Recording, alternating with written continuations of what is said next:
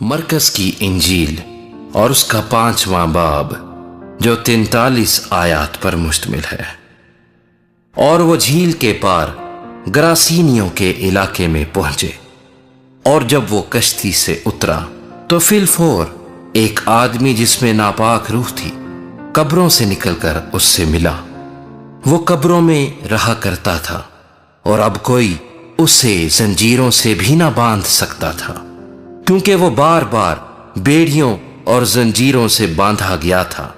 लेकिन उसने जंजीरों को तोड़ा और बेड़ियों को टुकड़े टुकड़े किया था, और कोई उसे काबू में ना ला सकता था। और वो हमेशा रात दिन कब्रों और पहाड़ों में चिल्लाता और अपने तेई पत्थरों से जख्मी करता था। वो यीशु को दूर से देखकर दौड़ा और उसे सिजदा किया और बड़ी आवाज से चिल्लाकर कहा, ऐ यीशु, खुदा ताला के फर्जंद, मुझे तुझसे क्या काम? तुझे खुदा की कसम देता हूं, मुझे अजाब में ना डाल। क्योंकि उसने उससे कहा था, ऐ नापाक रूह, इस आदमी में से निकला। फिर उसने उससे पूछा, तेरा नाम क्या है?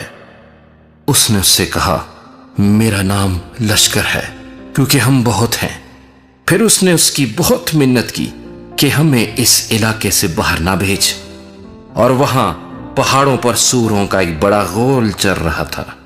बस उन्होंने उसकी मिन्नत करके कहा कि हमको उन सूरों में भेज दे ताकि हम उनमें दाखिल हों।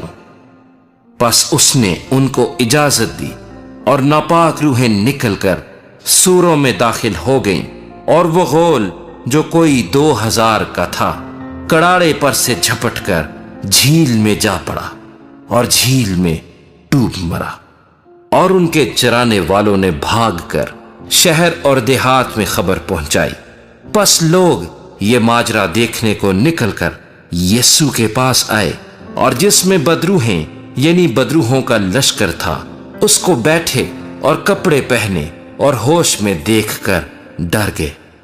और देखने वालों ने उसका हाल जिसमें बदरूहें थीं और सूरों का माजरा उनसे बयान किया।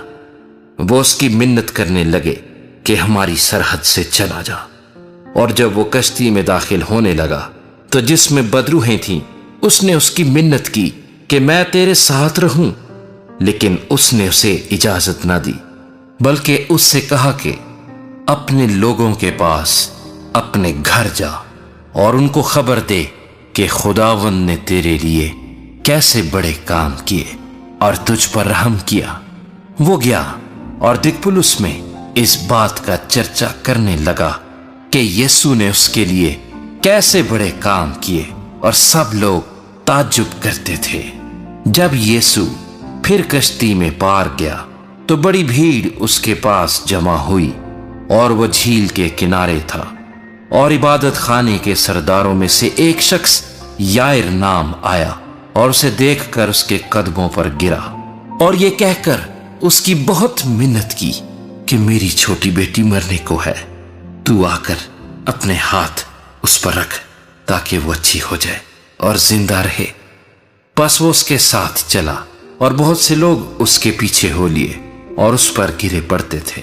फिर एक औरत जिसके 12 बरस से खून जारी था और कई तबीबों से बड़ी तकलीफ उठा चुकी थी और अपना सब माल खर्च करके भी उससे कुछ फायदा न हुआ था, बल्कि ज्यादा बीमार हो गई थी, यीशु का हाल सुनकर भीड़ में उसके पीछे से आई और उसकी पोशाक को छुआ, क्योंकि वो कहती थी कि अगर मैं सिर्फ उसकी पोशाक ही छू लूंगी तो अच्छी हो जाऊंगी। और फिलफोर उसका खून बहना बंद हो गया और उसने अपने बदन में मालूम किया कि मैंने इस बीमारी से शिफा पाई। यीशु ने फिलफोर अपने में मालूम करके कि मुझ में से कुव्वत निकली, उस भीड़ में पीछे मुड़कर कहा, किसने मेरी पोशाक छुई? उसके शागिर्दों ने उससे कहा, तू देखता है कि भीड़ तुझ पर गिरी पड़ती है, फिर तू कहता है मुझे किसने छुआ? उसने चारों तरफ निगाह की ताकि जिसने ये काम किया था उसे देखे। वो औरत जो कुछ उससे हुआ था महसूस करके डरती और कांपती हुई आई और उसके आगे गिर पड़ी और सारा हाल सच सच उससे कह दिया। उसने उससे कहा, बेटी, तेरे ईमान से तुझे शिफा मिली, सलामत जा और अपनी इस बीमारी से बची रह। वो ये कह ही रहा था कि इबादत खाने के सरदार के हाथ से लोगों ने आकर कहा कि तेरी बेटी मर गई, अब उस्ताद को क्यों तकलीफ देता है। जो बात वो कह रहे थे उस पर यीशु ने तवज्जो ना करके इबादत खाने के सरदार से कहा, खौफ ना कर, फकत एतकाद रख। फिर उसने पतरस और याकूब के भाई यूहन्ना के सिवा और किसी को अपने साथ चलने की इजाजत ना दी। और वह इबादत खाने के सरदार के घर में आए और उसने देखा कि हुल्लड़ हो रहा है और लोग बहुत रो पीट रहे हैं, और अंदर जाकर उनसे कहा, तुम क्यों गुल मचाते हो और रोते हो? लड़की मर नहीं गई बल्कि सोती है। वो उस पर हंसने लगे, लेकिन वो सबको निकाल कर लड़की के माँ बाप को और अपने साथियों को लेकर जहां लड़की पड़ी थी अंदर गया, और लड़की का हाथ पकड़कर उससे कहा, तलीता कूमी, जिसका तर्जमा है, ऐ लड़की, मैं तुझसे कहता हूं, उठ।